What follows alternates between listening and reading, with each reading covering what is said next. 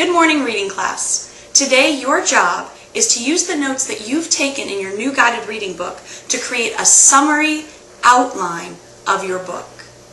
And you might be thinking, what's a summary outline? That's a good question because we have not done one of those yet. And right now, I'm going to walk you through how to create a summary outline of a short article or short book.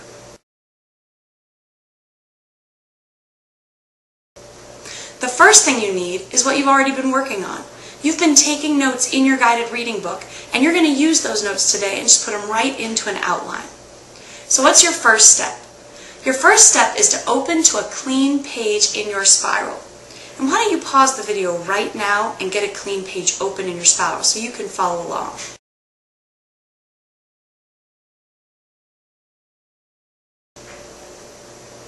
Okay, now you've got a clean page open in your spiral.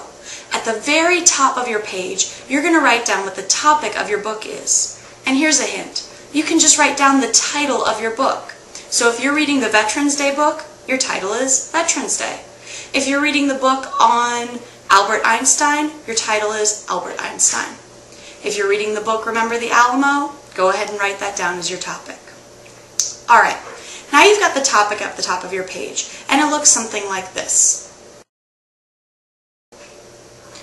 The next step that you need to do is you need to pick 3 categories of information that you're going to teach me about your book.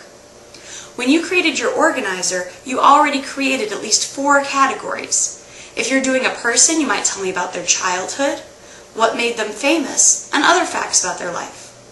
If you're reading a book like Remember the Alamo or Veterans Day that isn't just about one person, that's okay too. Think of different categories you can tell me about those things. For example, who does Veterans Day honor? When did Veterans Day become a holiday? And what are some other facts and information I want to know about that holiday? Once you pick your 3 categories, you're going to list them down the side of your page, leaving space under each one to fill in some details. When you do that, it should look like this.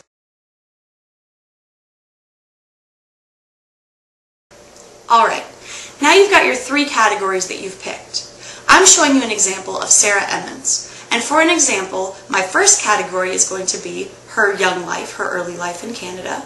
My second category is going to be her jobs during the war. And my last category is going to be her life after the war, because I thought that was pretty interesting. Now that I've got my 3 categories written down, I'm going to add 3 details to each category that support information about that category. So for Sarah Emmons' early life, I'm going to include the facts that she ran away from an arranged marriage that she didn't like. The fact that she grew up on a ranch, which helped her to learn how to ride a horse and shoot a gun. And the fact that she moved from Canada to the United States all by herself. Okay, that was pretty easy because I already knew those details from my story. You're going to do the same thing for all 3 of your categories. And if you've got more than 3 interesting details, go ahead and put that into your organizer. You can always take them out later if you don't want to include them. You can also click on the link just below this video to look at a typed copy of an example outline that I already did. Use this outline to help you understand if you're doing it correctly. So what do you do if you have any questions or you're confused about what you're supposed to be doing? Look up there. There's a box that says Chat. Click on the Chat button and you'll be able to type me a question. As soon as I get a free moment, I will answer it for you, either typing you back an answer or speaking to you in class.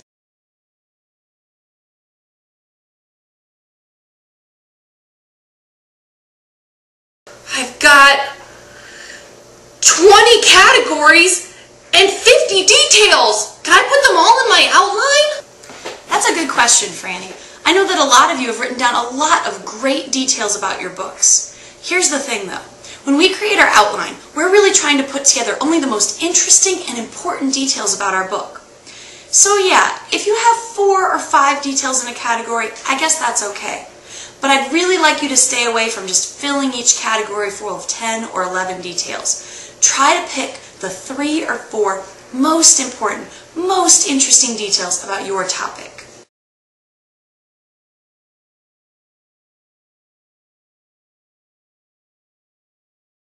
I've got a category, but only 2 details! end of the world. If you only have 2 details or 1 detail in a category that you want to include in your outline, that's all right, but you're going to have to do a little bit of work.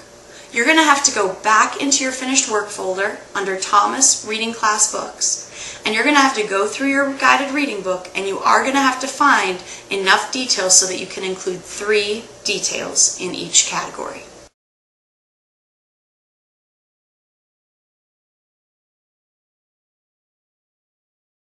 I get really nervous working alone. Can I work with a partner or a group? Okay, Franny, I know that a lot of kids don't like working on their own. They really want somebody else to help them or just to talk things over with. But for right now, I would like you to try to do this by yourself. There's going to be time the rest of this week that I will let you be with a group or with a partner to work on these projects. For now, though, let's see what you can do on your own.